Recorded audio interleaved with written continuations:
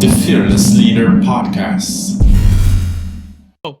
Welcome, ladies and gentlemen, to another Fearless Leader podcast. Today we have Mr. Kenneth Bryant. He is a fiduciary investment advisor and broker, registered representative, insurance producer. So I hope I said the title right, Mr. Bryant. I hope I put everything in there that needed to be said. You Um, said it, you did fine. all right, and now today, ladies and gentlemen, our goal for having Mr. Bryant on is just to bring you some information concerning financial stability and some embark on some financial success as we move into the 2021 year. Mr. Bryant, good day. How are you doing, sir? I am doing well, Jason. I'm honored to be on the podcast, man. Me and you, we go way back. Yes, sir. It's always a pleasure to see somebody that I know for a while doing well, man. Good to be on. Hope to add some value. Oh, definitely, definitely. Well, do you want to tell our listeners a little bit about yourself? Well, hey, how you guys doing? My name is Kenny Bryant. I guess first of all, I am a pastor, um, and I am one of the elders at Deliverance Jesus is Coming Church in Irvington, New Jersey. Bishop Everett is was my pastor. He passed away. Now we sit under the leadership of his wife. I am a fiduciary investment advisor. I've been in business for about almost 20 years now, and none of that means anything unless I care about people.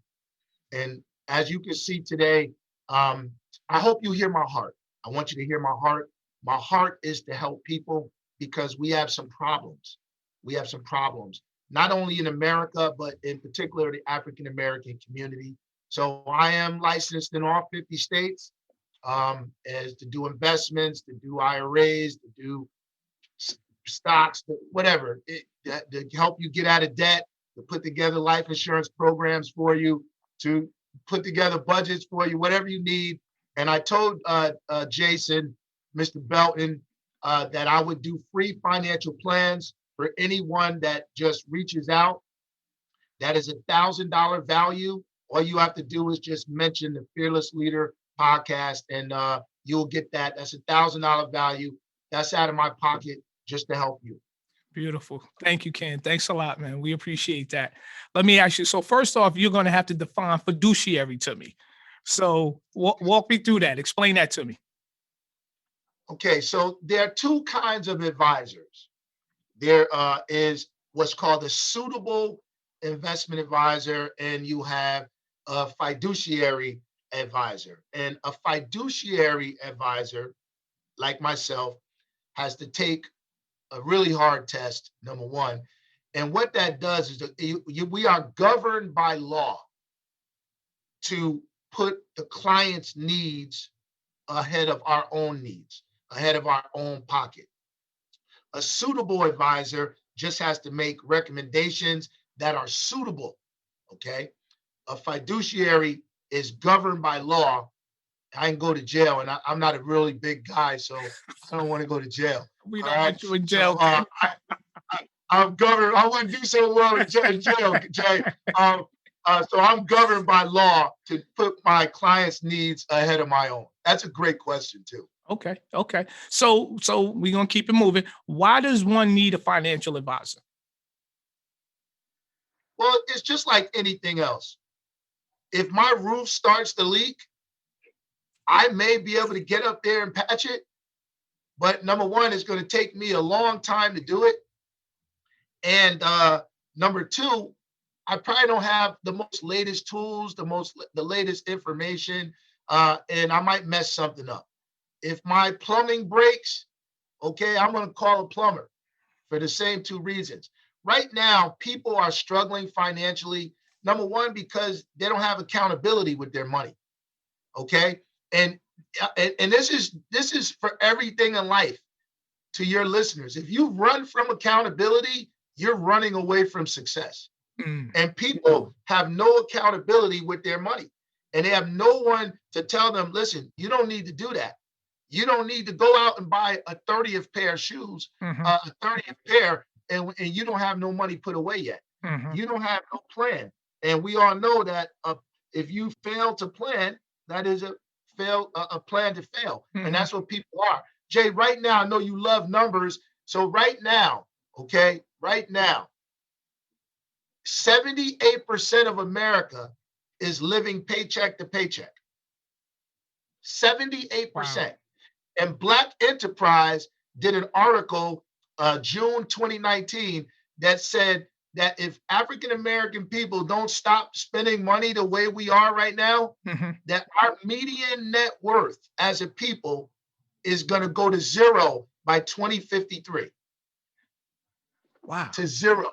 Is Okay, and you can just pull that up. It's a Black Enterprise article Mhm. on African American net worth. Right now, our median net worth is somewhere around $1,700 without durable goods, without furniture, Right. cars, jewelry, stuff like that. Latinos have passed us, and we're not even close to our Caucasian counterparts. Wow. Hey, let me ask you, Ken, with the financial advisor, do I come into your office? Do you walk me through what you just said? Like, do you sit me down and sort of help me put my finances in like some sort of perspective? What happens when I come into your office? That's a great question. So the first thing we're going to do is we're going to take a snapshot of where you are. Okay. So I'm going to take a look at your paycheck. I'm going to look at how much money you put away for retirement and different things of that nature. I'm going to look at what your debt to income ratio is. I'm going to look at how you spend your money. Everybody's got a thing. Right. I like guns. Okay. I like guns. I like to go to the range. I like to Mhm. pop off. Mhm. Okay. Some people like wine. Some people like clothes. Everybody's got a thing. So the whole thing is that you can have your thing, but you have to keep it into perspective. Okay. Keep it in perspective. Keep it in control. And Mhm. what most people do is they don't do that. It's like those candies we used to eat back in the day, Jay. Uh-huh. Now or later, you Right. gotta have you eat some now, you save some for later. Same thing with your money. So we're going to walk you through and we're going to look at how much money do you need to be putting away? What is your financial independence number? Based on what you're doing now, when are you going to run out of money? Mhm. Because when you go to Walmart, Home Depot, and grocery stores, what do you see working? A bunch of old people. Why? Because nobody taught them what to do. Mm. Some of them are working because they just want to get out the house, Right. but the majority of people are not working because they want to work. They're working because they don't have no other choice. Retirement is a three-legged stool: pensions, Social Security, and your personal savings. And right now, companies are eliminating pensions. People aren't saving, okay? And they're trying to have a retirement off Social Security. It was never meant to be the only thing. So we're going to put together that debt to income ratio, that financial independence number. We're going to put a plan together to eliminate the debt. We're going to put together a budget that they can stick to, and I'm going to hold them accountable to it. Okay. And so they can hit their goals and be on the road to financial freedom. That's great, Ken. That's great. Ken, when they walk into your office, or if I walked into your office and I'm like, well, what's different from dealing with you than just putting my money into the bank? Well, number one, that's you asking some good questions, man. Uh, Number one is that if you so there's a rule in money called the rule of 72. Okay. It is a fundamental banking principle. Some of you guys went to college and took economics. If you dust off your economics book, it's in there. And the rule of 72 is a fundamental banking principle that tells you how long it takes a sum of money to double at a given interest rate. So right now, banks are not even giving us 1%. So if you take, let's be generous, and let's say they were giving us 1%. 72 divided by 1 equals 72. So if you leave your money in the bank at 1%, it's going to take your money 72 years to double. So if you start with $100, 72 years later, you'll have $200. So that's the first reason. Your money will never double. Number two, you're not keeping up with inflation. Inflation over the last 30 years has been about 2.7%, almost 3%. So if you're only making not even 1% on the savings and inflation is going up almost 3%, is sucking the purchasing power out of your money. Okay, so what are you actually doing? Losing money. Okay, and that's one risk that people never think about. The risk of what? Rising costs. Okay, $50,000 doesn't stretch as far today as it did 10 years ago. And these are problems that people don't think about. So when you come to an advisor, my job is to add value to your life, to teach you some things that you don't know. The laws change very fast. Okay. There have been some, like there's a big law for people that are out there that are real estate investors. Now that Biden just got elected, Biden's economic plan, okay, is going to do away with the 1031 exchange. So my real estate investors out there, when you sell a property now, before you could take the earnings from that property and do what? Go buy another house with it and you wouldn't have to pay taxes. Okay. Right. Now with Biden's economic plan, that 1031 exchange is supposed to go away. So now you're gonna have to pay taxes when you sell that. So that's a big deal. But most people don't know that. Right. My job is to know things that, just like I don't know what's the best tubing or metal for plumbing. Right. I don't want to do that. That's not what I'm. Right. Right. I don't want to get dirty. Okay, so there's things that I'm going to know that the average person is not going to know, and I can bring some clarity to even things that they do know. Let me ask a question. How do you deal with or address when people come up and or you're having a conversation and they're like, well, I don't have money to invest, or I don't have money, I don't make enough. Like, how, do you walk me through that, Ken? How do you explain to them? Do you right then and there go through their finances then? Like, what does that look like? I'm always gonna want to gather the documents because people can tell me this, they can tell me that. I mean, I might find a way to help them on their taxes that can Right. free up more money. Sometimes a lot of people they claiming all these zero when they could be claiming some of their dependents getting a little bit more money in their pocket now. Because remember, when you get a really big check from the government at the end of the year, Mhm. all you've done is given the government a 0% loan for 18 months. He's been holding your money for 18 months. You've been putting money in and he's been holding your money for 18 months and giving you no interest on that money. So why don't you take some of that money and structure your taxes so you can use that money throughout the year, invest that money, get a return on that money, but still not owe the government. Okay, still not owe the government, but use the money so you can grow the money during that 18 or 14-month period that you've been giving the government that money. So we're going to sit down and we're going to uncover, Jay. That's the first step. The first step is, you know what? I'm not good at managing my money, just like anything else. The Right. first step to get out off of alcohol, you know what? I'm a doggone alcoholic Right. and I need help. Okay. Whatever the problem is, some of us, we need to just throw our egos to the side. Okay. And Right. say, you know what? I need a little help.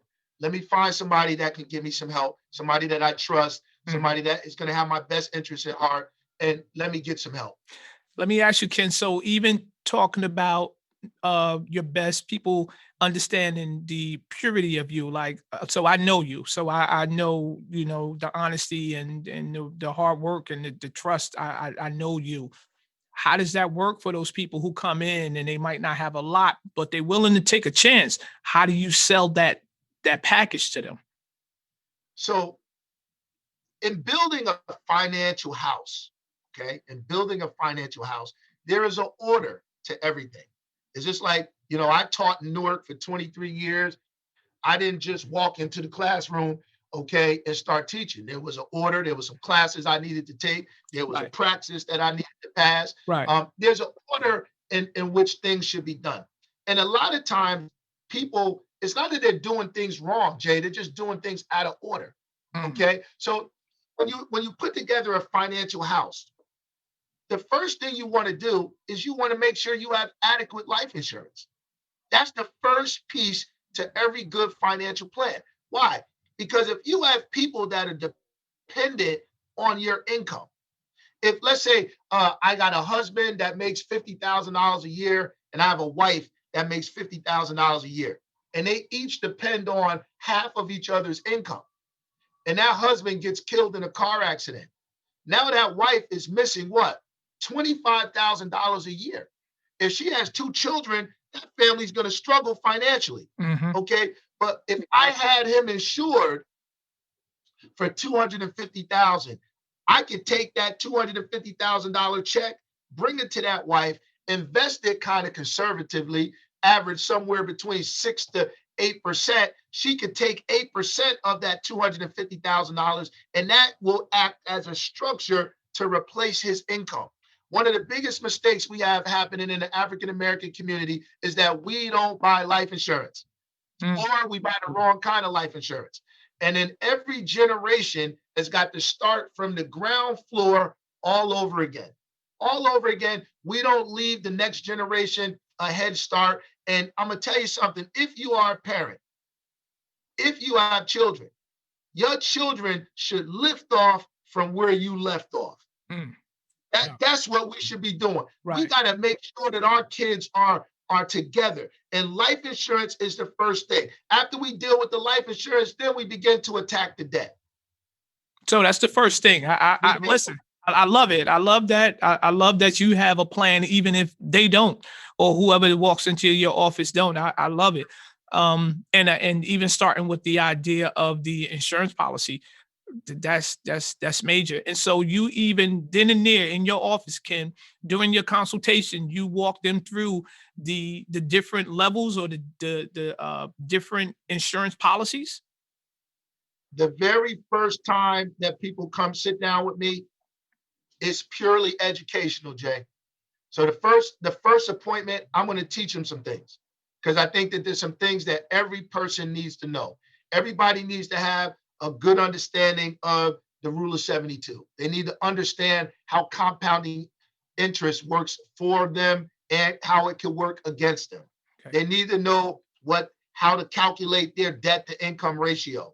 Okay. For every $100 that you make, how much is going toward paying off debt? Okay. Because that right there is going to give me a really good indication of how strong their financial condition is day to day, right there. We're gonna start talking about their financial independence number. How much money do they make? Most financial professionals, including myself, recommend that you're gonna need anywhere from 70 to 90% of your current income when you retire. Mm. 70 to 90% of what you're making now. Hmm. Why? Couple things. Jay, people are not paying their houses off anymore. Right. You got people running mortgages well into their Yeah. 60s and Yeah. 70s. Okay. Hmm. People are staying in debt and people aren't saving.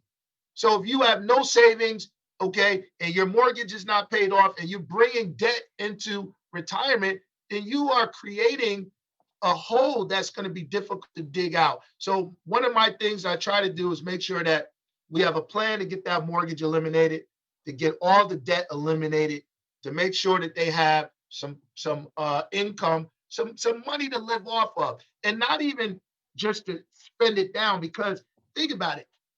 Here's a plan for somebody. If you put $500 a month away into a Roth IRA, and let's say you average 10 to 12%, that's going to grow to over $1 million over a 30-year period. And then if you take a 5 to 6% distribution off of that $1 million, let's say you only accumulate $1 million. You take a 5 to 6% distribution off that $1 million, that's $50,000 to $60,000 a year of tax-free money coming out of the Roth IRA without touching the principal. So what happens? That principal continues to grow even though it's supplying your income for your standard of living. And then you leave your family millions of dollars because that money continues to grow. That's what we have to do. Take a distribution off the money we accumulate. But if we don't accumulate any money, there's no money to take a distribution off of. Wow. Well, what happens, Ken, in the sense where, you have like the Susie Ormans who are on shows and they're saying, we have to, we should pay ourselves first. And so if I come and I sit with my financial advisor, they will you guys be instructed to tell me the same thing, but you guys are also telling me by looking at my numbers how much I should be setting to the side once I start to pay myself first. Absolutely. I believe that I call it my 10-10-80. Okay.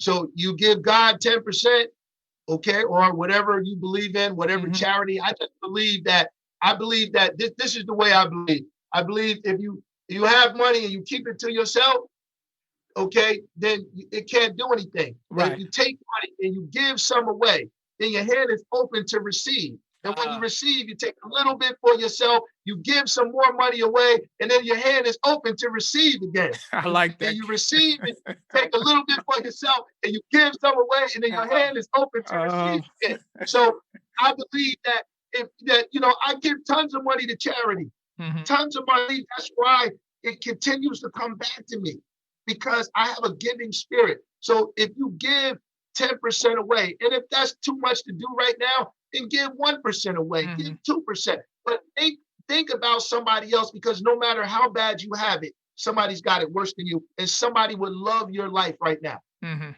Somebody would take your life and do cartwheels to have your life. So Mhm.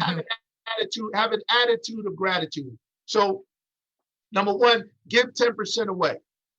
Give yourself 10%. Okay. Okay. Okay. Give yourself 10%. And then live off of the 80.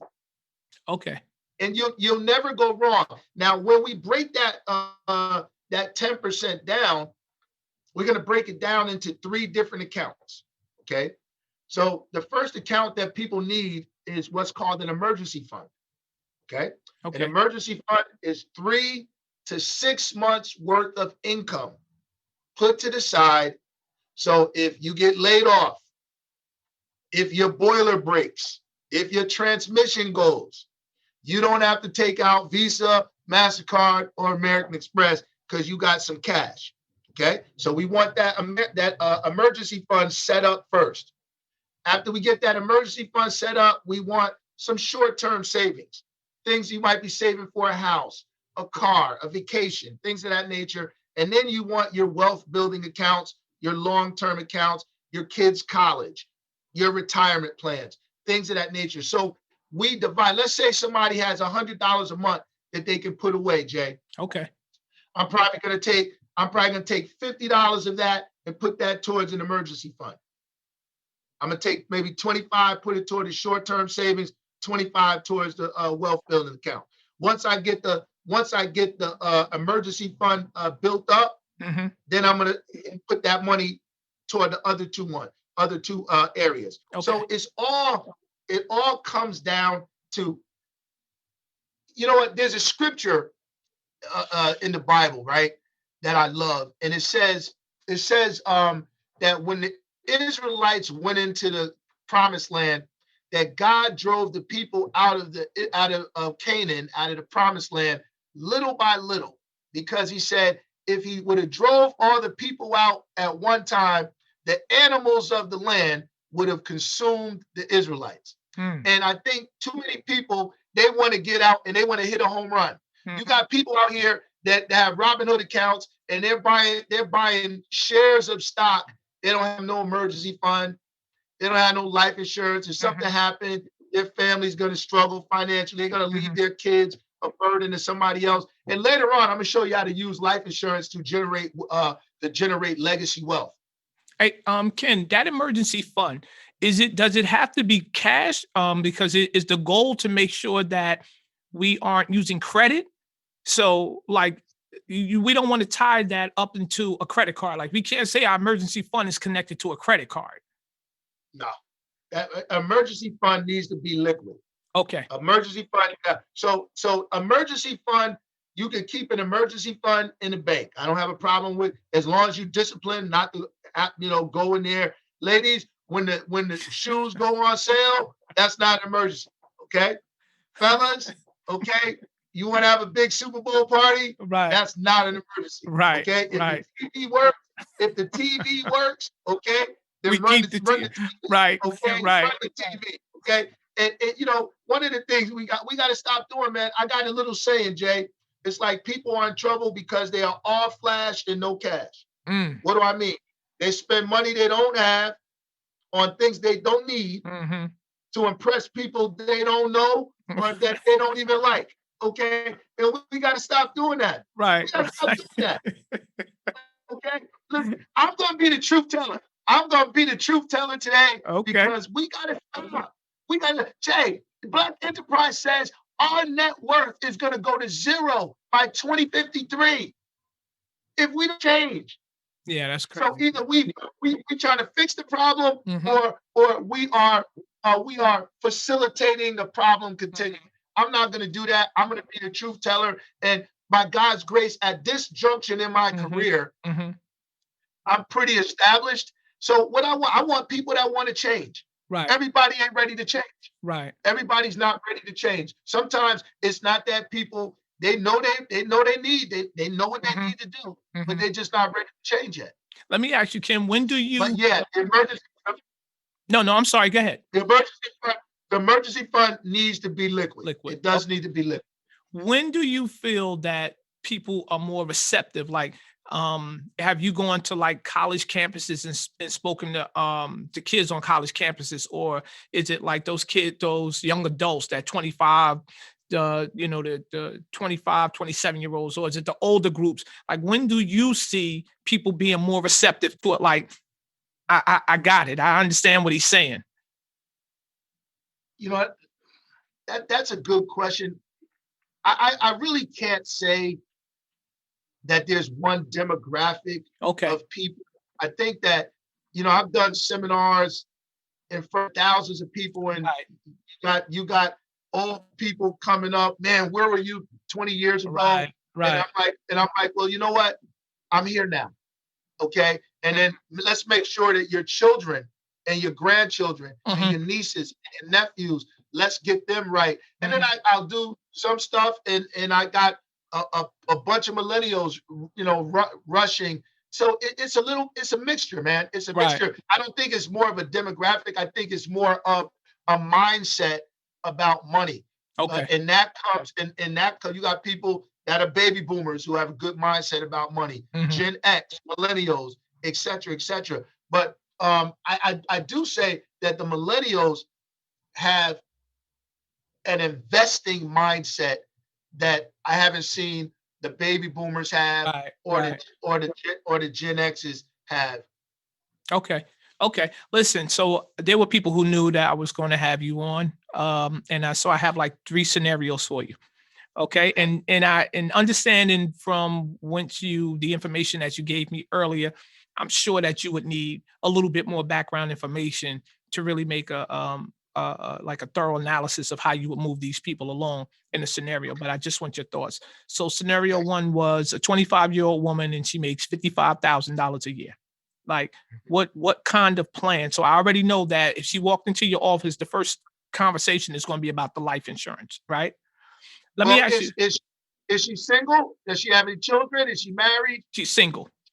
Single. No Yeah, children? no children. Okay. So, and she's gainfully employed. So for her, the conversation is going to be different. So for her, she has life insurance on the job. She's single. She has nobody dependent on her income. So I'm not gonna talk to her about life insurance right then and there, Okay. unless she is close to getting married, close to buying a house, close to having a child. Then I might have that discussion. But if Okay. she's like happily single, not looking to get married, not looking to have a child, not ready to buy a house yet, Mhm. then I'm going to talk to her about the Roth IRA. Okay. That's going to be her first move. I'm going to talk to her about the Roth IRA. I'm going to talk to her about getting that emergency fund set up, and I'm going to talk to her. I'm going to look at her debt to income ratio and see what her debt to income ratio is. I'm going to put together a financial independence number, let her know exactly how much money she needs to be putting away. Because if she's 25 years old, we can have her out, at depending on how much money she can put away. And listen, if she puts $1,000 a month away at 25, if she can invest $1,000 a month and we average 12%, then she's a liquid millionaire in 20 years. So she comes to me at 25 years old and she can do $1,000 a month. At 45 years old, she's a millionaire. We can start a distribution plan at 45 because Right. look, look, look, look, listen, your listeners, retirement is not an age. Retirement is not an age. Retirement is an amount of money. If Mm, you got the money at 20, you can retire. If you right, got the, King. if you got the money at 35, you can retire. The problem is people don't have the money and they have to keep working. So for her, Jay, the Roth IRA. Why? Why the Roth IRA? I'm figuring that's going to be your next question. So because the Well, Roth first off, Ken, the let me Roth say this. I'm still so impressed that you just dropped that retirement is not a number. I'm still, I was always looking at, that's mind-boggling to me. I just always had my mind wrapped around that 60 to 65, and it makes so much sense that what you're saying. But in my mind, I always looked at retirement like it was a number, not a financial number, now, but like the age. well, yeah, you know what happens is that because you can't touch your 401ks, Mhm. your 403bs, and your pensions and stuff like that till age 59 and a half, Mhm. then we have put that stigma. But Right. if you got the money at Right. 45, if a client comes to me and they got, I don't know, they got 800,000 and they're like, you know what? I have no debt. I have 800,000. I live a really simple life. Okay. Um, I don't want to work anymore. Oh, I can make that work. Right. I can Right. make that life work. I can Right. make that life work for that person where they won't have to work again. Mhm. Do that. We can do that. We can do that with a simple distribution plan and a nice budget. Oh, we can Mhm. make that happen. So going back to the Roth IRA, I'm going to answer your question with a couple questions. Okay. So Jay, you the principal up there in Orange, Yep. and you get your paycheck. How much better could you live, Jay, if every single time you got your check, there were no taxes taken out? The laughter sort of answers that for you, right? All right. So listen, ladies and gentlemen, friends of mine, the Roth IRA is the only vehicle that you can put money away, and whatever that money grows to, as long as you have that account open for 5 years, when you pull that money out at retirement, you're not going to pay any taxes on it. So let me do sort of a compare and contrast. Okay. Let's say I have everything other than a Roth is tax deferred. 401ks, 403bs, deferred comps or 457s, pensions, all these vehicles are what we call tax deferred vehicles, meaning that they are tax delayed. You don't pay taxes on them now, but you pay taxes on them later. So watch this and tell me if this makes sense. So let's say you put $100,000 into your 401k over your working career. You contribute that. And let's say that $100,000 grows to $500,000 over your working career. Now, most of us, our tax bracket is somewhere between 28 and 32%, somewhere around there. Okay. So let's say your tax bracket was 30% to keep the numbers easy.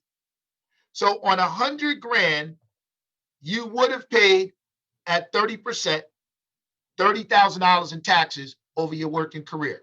But you don't pay that $30,000 in taxes because it's tax deferred. But now when that $100,000 grows to 500,000 and you turn 59 and a half, when you pull that $500,000 out, Jay, what do you got to pay?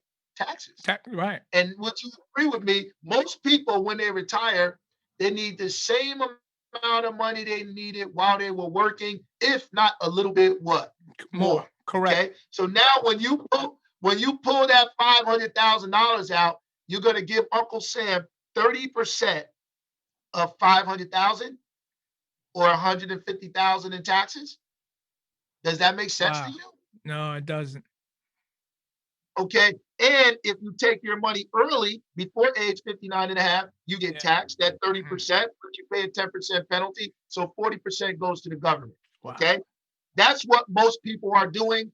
Why? Because they don't know any better. Mm-hmm. Now, the Roth IRA is the only vehicle.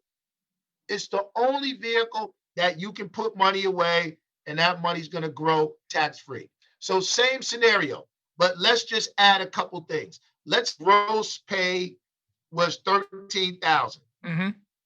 and you pay your taxes. Let's say your taxes were 3,000, which leaves $10,000 is your net pay. Okay. Out of that net pay, out of that net pay, Mm-hmm. okay, you put that $100,000 in.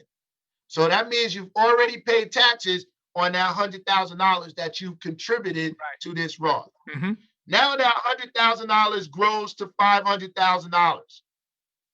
When as long as you have had this account open for 5 years, Years. Yep. not even contributing to it. So you don't even have to be contributing to it the whole period. But as long as you've had that account open for 5 years, Mm-hmm. when you turn 59 and a half or later, and you pull that $500,000, you ain't gonna give Uncle Sam a dime in taxes. Okay.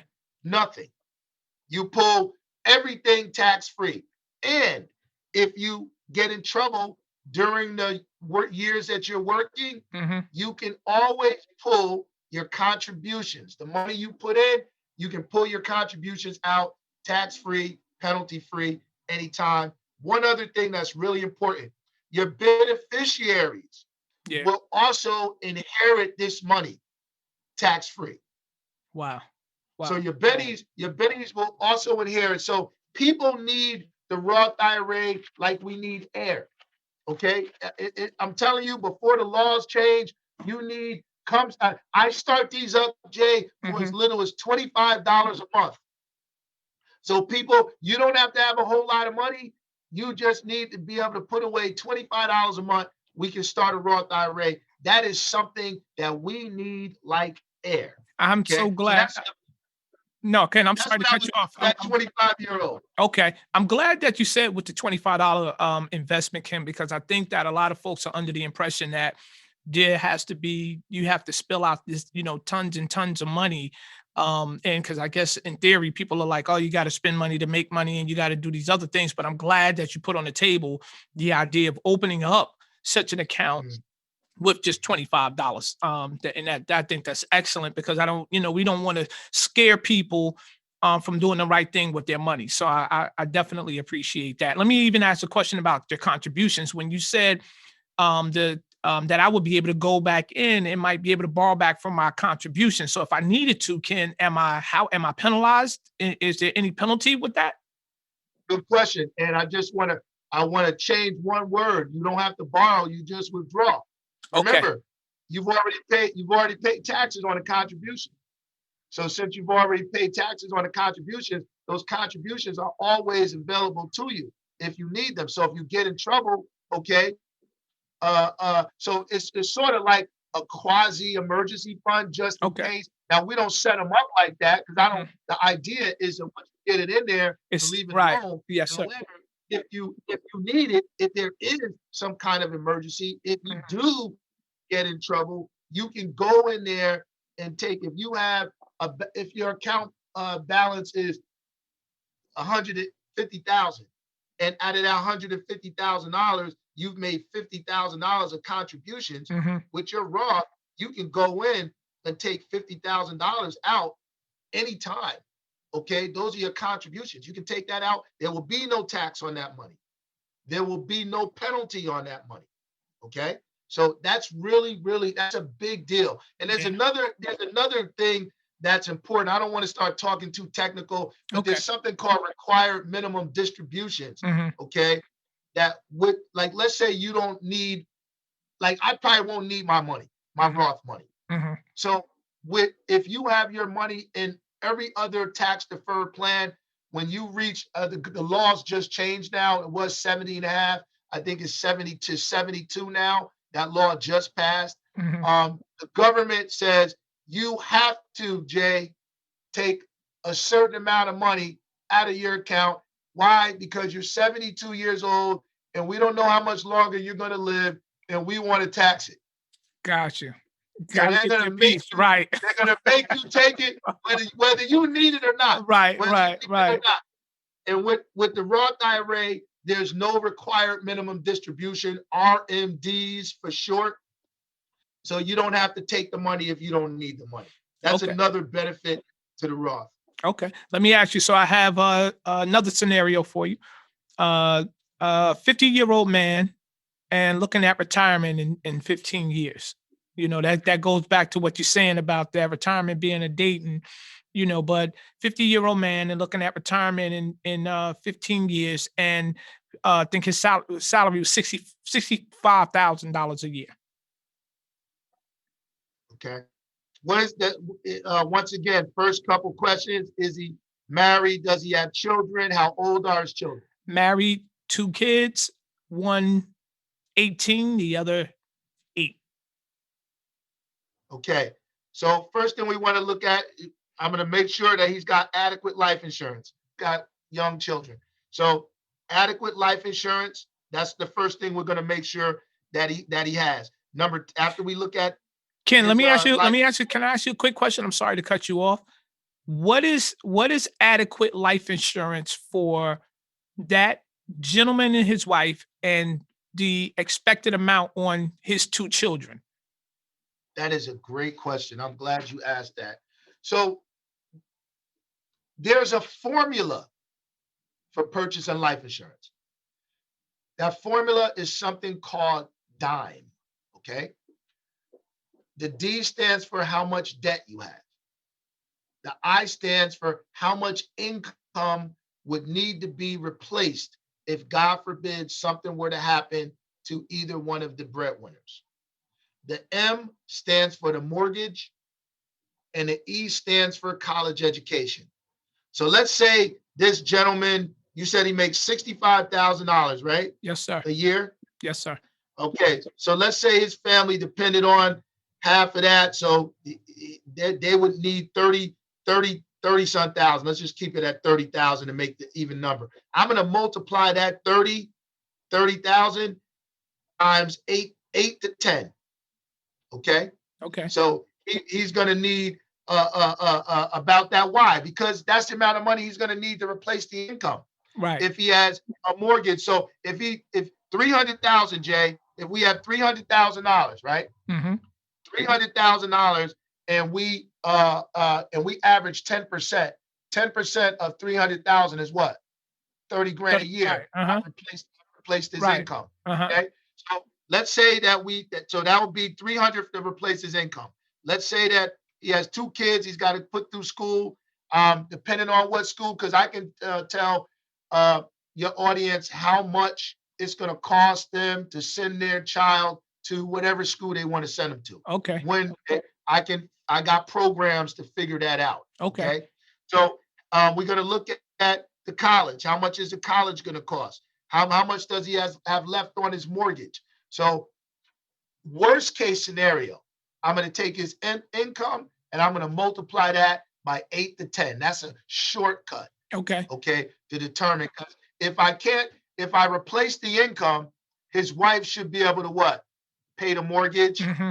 Okay. Send the kids to school. Mm-hmm. Okay. If I replace the income. But Right. sometimes, depending on where the income is, that's not enough. And that's where the other vehicles, the other letters come in place. How much debt do you have? Right. How much is left on the mortgage? How much is going to cost? You take the 18-year-old to go to Rutgers is going to cost over 100 grand. Mm-hmm. Okay. Mm-hmm. That's in state right now. Right. The 8-year-old, by the time the 8-year goes, it might be like 300 grand. Mm-hmm. So we got to prepare for that. Okay. Unless he's put money away for a 529 for his kids' college education. Right. So we're going to look at the life insurance. We're going to look at his debt. Okay. And then I'm going to look at where does he stand for retirement? Does he have a pension? How much money is he putting away in his 401k? Mm-hmm. It's when the thing is when somebody comes here, the first time they come, education. The second time we're gonna like start probing. What are your Right. goals? What do Right. you want to get done?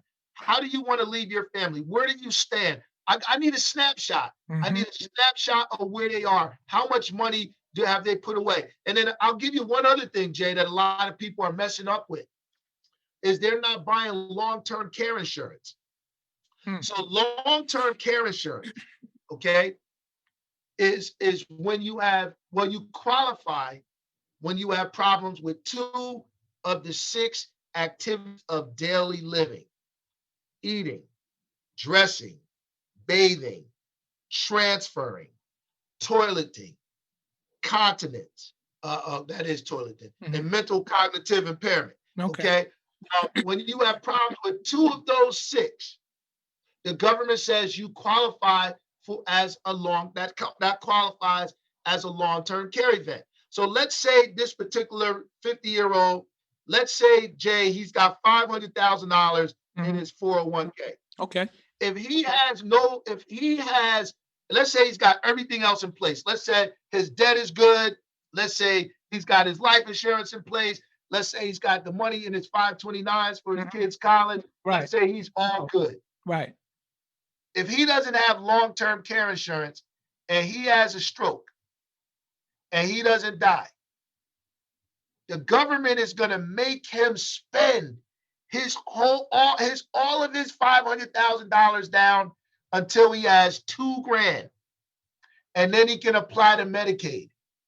So a $500,000 nest egg can be wiped out just like that if he doesn't have long-term care insurance. Okay, and if for those of your people out there who are Mm-hmm. that are diligent and looking things, just Google the Deficit Reduction Act. The Deficit Reduction Act of I think it's '05, okay, of 2005. And the government spend down provision. Okay, if you don't, you have to spend your own money down till you have 2 grand before Before. you can apply to Medicaid. Wow. Before you can apply to Medicaid for help. So a lot of people don't buy long-term care insurance, and then when something happens, Mm-hmm. they have to spend. They go through their nest egg they spent their whole life on, and then they still go into retirement broke. But if you purchase long-term care insurance, Mm-hmm. this is important. If you purchase long-term care insurance and you have that, and that 50-year-old has that stroke, the government says use your long-term care policy. Mm-hmm. And after you use your long-term care benefits up, if you still need help, we're going to let you apply to Medicaid and we're going to let you keep your cash. It's called asset protection. And this is one mistake. I've seen so many families have to throw their nest eggs away, not intentionally, but Mm-hmm. because they didn't know. They didn't know. And this is why you come to somebody like myself Mm-hmm. so you can learn things that you don't know. Okay. So you can prevent them from happening to your family. It's not that difficult to set up a long term legacy plan that will change your family's financial future forever. It's not that difficult. One person has to pay the price, though. One person.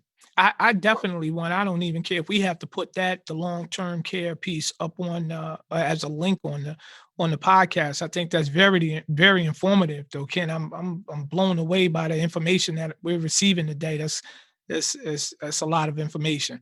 Let me ask you though, but like you just said, if I'm looking for a financial advisor, what should I be looking for, Ken? So, number one, I would definitely be looking for a fiduciary. Okay. I would look for somebody that is a fiduciary because it's just a higher standard and they are governed by law Hmm. to do what's right for you, to put your needs above their own needs. I would look for somebody that's been in business for a minute.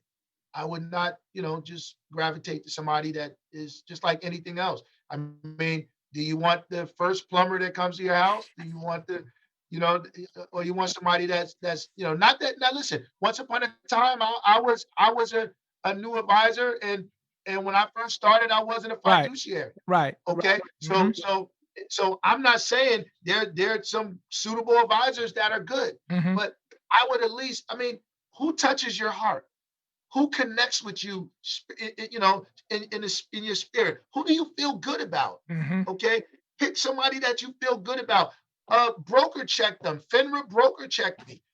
you'll see my education. You'll see how long I've been in business. You'll Mhm. see that there are no disclosures. I haven't had any problems. Mhm. Nobody's made a complaint of any, Right. you know what I'm saying? Right. So Right. you want to, these are things that are important. Okay. And then also look for somebody, for the people that you know have dealt with, Right. Right, Ken. that know their character, that Mhm. know what they stand for, that know that they've been, that they've done right by somebody that you know, or somebody that you trust and care about. I think if you do those things, that it'll steer you away from somebody. And don't be thirsty. Sometimes your money is important, Mhm. so take the time. Pick somebody Right. that you like. There's people that come here all the time. I mean, and say, well, I'm just, I'm, making my rounds. Mhm. You know, why should I choose you? Right. I'm Right. like, well, you know, what are your goals? Because I'm going to help you get to your goals. What are your goals? What do you want to get done? Mhm. And I'm going to tell you the truth, whether you like it or not. Right. Right, Ken. I'm gonna tell you the truth. Like I said, I'm a truth teller. I'm a truth teller. People that come to me, they come to me because they want to change. Yeah. They come to me Yeah. because they want to get someplace. Mhm. I'm gonna tell you what you need to hear. Mhm. Okay, whether you like me or you love me, and some people need that. Mhm. They Yeah, need that. Look, you gave that to me early on. you're spending too much money. Okay, you need to dial it back. Okay, That's right. sometimes we need to hear that. Okay, and Right. I'm talking to myself too. We Mhm. we need it. Accountability is important. Mhm. What is and I know you said a lot, but what is the and then it might be like life insurance or something, but what is the most common concern that when someone is sitting in front of you that you hear that we don't have? Like what is that item that always sticks out where it's like you hear it again and again, like what are you seeing people not prepared for? Uh, I would say probably there's probably three. Debt is a really big problem. People, are really, they don't have a handle on debt. That I would probably say that's really one of the gigantic things I see on a consistent basis. I see a lot of people that don't have, they have life insurance on the job, Okay. but they don't have their own personal life insurance. I see Right. that a lot. Mhm. That's another really big mistake, because I mean, I'll tell you a couple stories. I had um I had a client down in Atlantic City, and she was a nurse. Had been with the hospital a long time, and she had life insurance on the job, but she also had a $275,000 policy with me. Okay. She got breast cancer, Jay, unfortunately. And I remember sitting with her on her deathbed, with her, me, her, and her husband, planning their future, planning what we needed to do. And because she had got breast cancer, she couldn't work. So when she couldn't work, she went down to per diem, because she couldn't work on a consistent basis. And that life insurance changed that she had on the job. And I so one of the things that I see too many times is people, they only have life insurance on the job. When she passed away, that life insurance that her husband got from the job was only 30,000. If she didn't have that $275,000 policy with me, that family would have been in trouble. Okay. Wow. I tell you another story. Another client in McDonald's, a client that was a manager for McDonald's, uh, uh, uh, disabled husband at home, 4 children. Truck crashes into McDonald's, kills her. Okay. McDonald's would not pay the life insurance on the higher, what do you call it? The higher manager level, because she was in her 90-day training period Wow. as a man. Yo, listen, I've heard some stories, man. I've heard some crazy stories. I've seen some crazy stories. And life insurance is something that you don't want to leave up to an employer. You Mhm. want to make sure. And then again, what if you get let go? What if you Right. get let go? Then what? Okay, now you're no longer in the group, so the price is going to go up.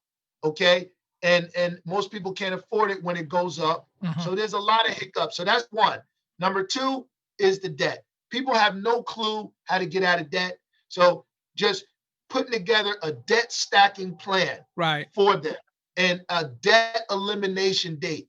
And as we pay debts off, we don't start using that money to get back in debt. We use the money to either accelerate debt Mhm. or to start putting away into our investment program. So that's another big thing that I see.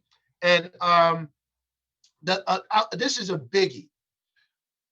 I see people not taking advantage of their company's 401k match, which I have no clue Mhm. why people are not doing that. Right. If your company, if your company is going to, most companies will match somewhere between 3 to 6%. Mhm. So I think I said earlier, if you want to get rich, invest 10% of your income. You want to be wealthy, invest 15%. Mhm. Okay. If if your company is going to give you $1 for every dollar you put away, up to 6%, You take the dollar. you suck that up. Right. Right. You suck that up. You Right. don't, I mean, no, nothing is more important. That's free money. Yeah. That's free money. Everybody wants free money. Well, if your 401k has a match, Jay, which is another thing that I do, is I look at the options that people have in their 401k and Okay. I help them pick out the options of their 401k. So if you're, and let me just give an order too. Okay. If your 401k has a match, then you go into your 401k up to the percentage that they match you. So if Okay. they match you up to 6%, you put 6% in, Mhm. and then you go into your Roth IRA. Okay. If they match you up to 3%, you go into 3%. Then, and after you take advantage of the full match, Mhm. then go into your Roth IRA. So that's another big mistake that I see people not taking advantage of that match, but and not not having adequate life insurance. It goes on and on. But every time I see somebody not taking advantage of the match, it just makes me cringe because I'm like, nothing you're doing unless you can't put food on the plate and Mhm. feed your family should be more important than that. That's free money. You're putting 3%, they're putting 3%, or you're putting 6%, they're putting 6%. You got to take advantage of that. Yeah. Let me ask a question, Ken. What about teachers, right? Because in education, like I know in business and corporate, Verizon and the big wigs, they have like the 401ks. They'll, like you said, they'll match that dollar. Education is different, right? So in education, there's no opportunity for that 401, Mhm. right? What does the conversation look like when you're having conversations with educators who don't have the opportunity to have the match dollar for dollar, right?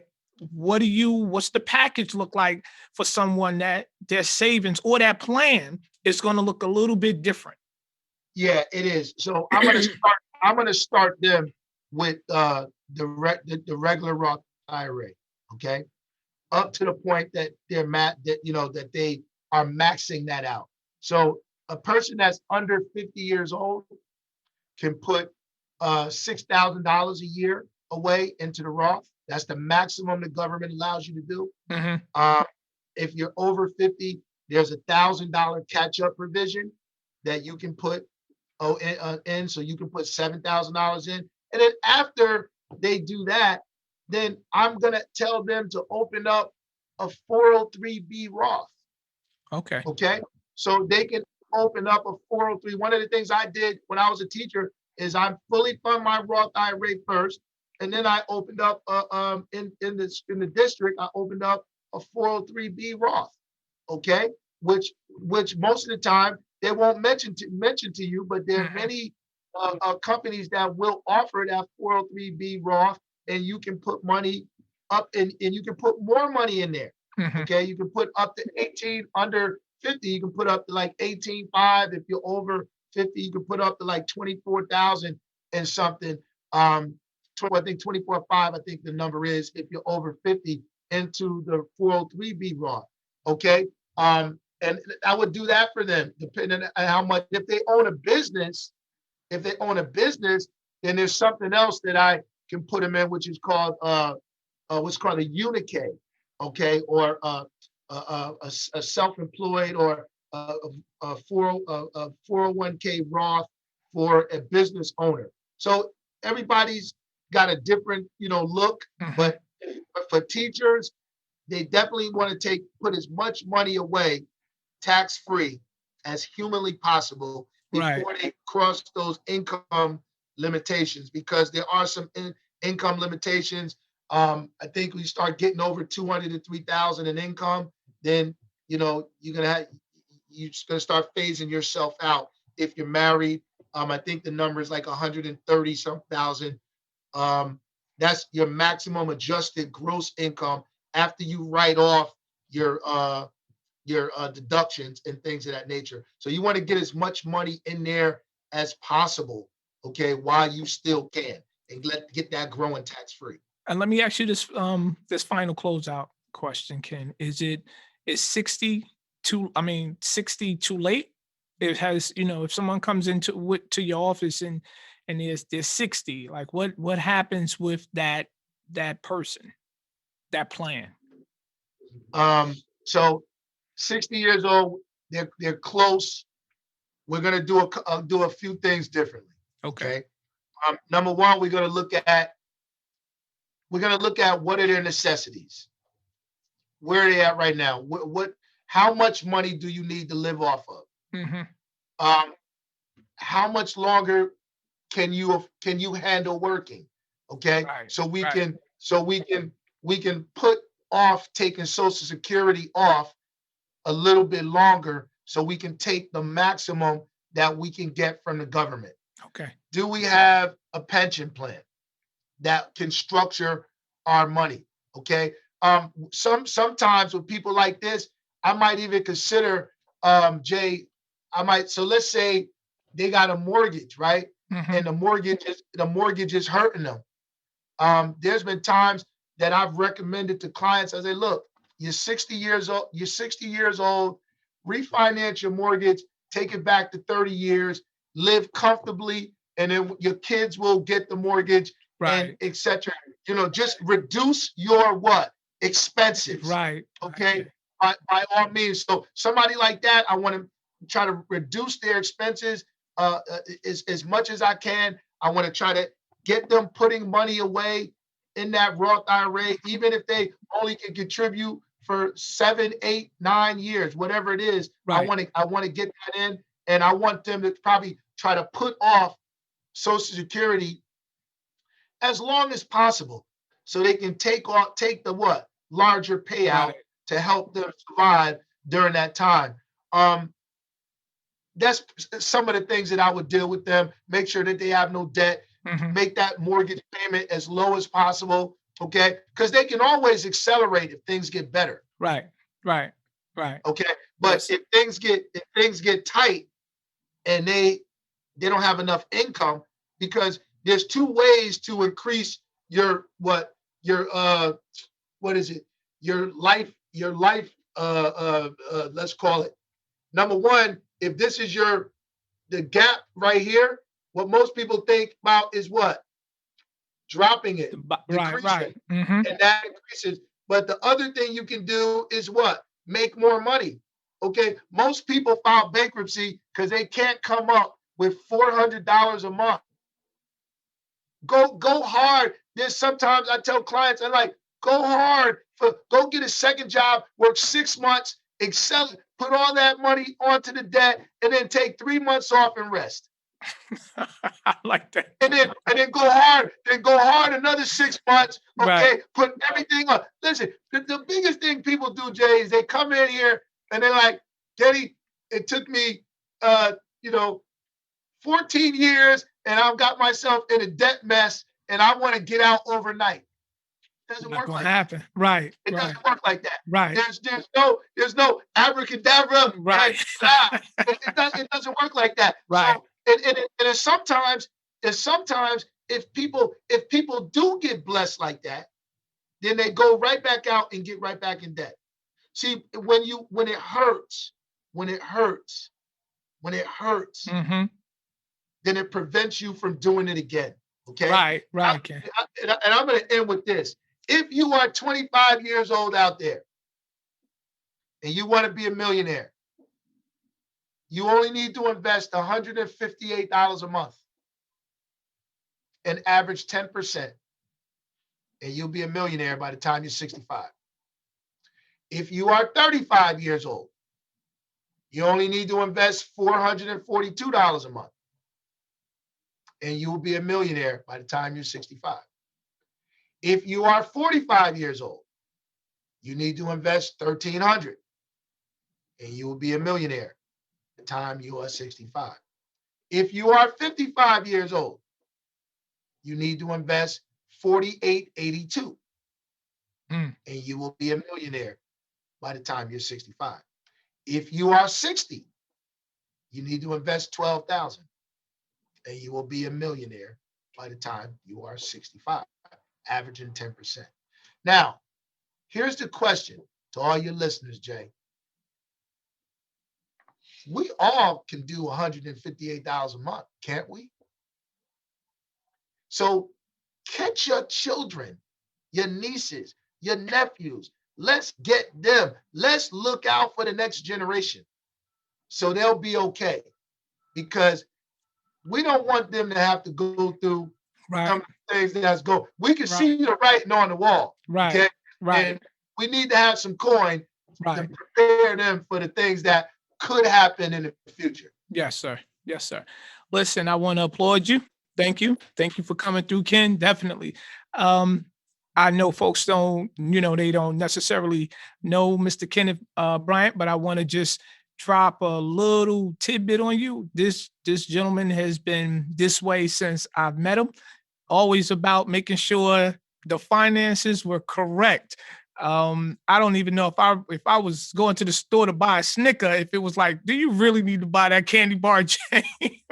So always about the finances and saving, always about making sure we have some financial stability as a community. I'm definitely I'm not surprised that you're in this capacity right here, right now. But like we said, even before the segment, it's definitely always a pleasure, and I'm proud of you, and it was good to see you, Ken. Jay, it is awesome to see how far the Lord has brought you. And, I'm just blown away. I was telling you, I'm like just overjoyed. It's nice to see. We hear so many negative stories, and we've lost friends and different things of that nature. But there's some good coming out too. And we need to focus on that as that, man. And you are one of those good things that has come out of the environment, man. Thank you, bro. Thank you. All right, Ken. So on that note, I know we will have you back because that was a lot of information. I know I have a lot of folks hitting me for it. But for now, I want to say thank you again. Thank you to my listeners, and Fearless Leader out. Thank you for listening to the Fearless Leader Podcast, a podcast made to help you take control of your life and find your passion. If you enjoyed tonight's podcast, make sure you subscribe so you're notified whenever a new episode is posted, and rate and review this podcast and share it with your friends. We really appreciate your support here at the Fearless Leader Podcast. Thanks so much for listening. We'll see you all next week.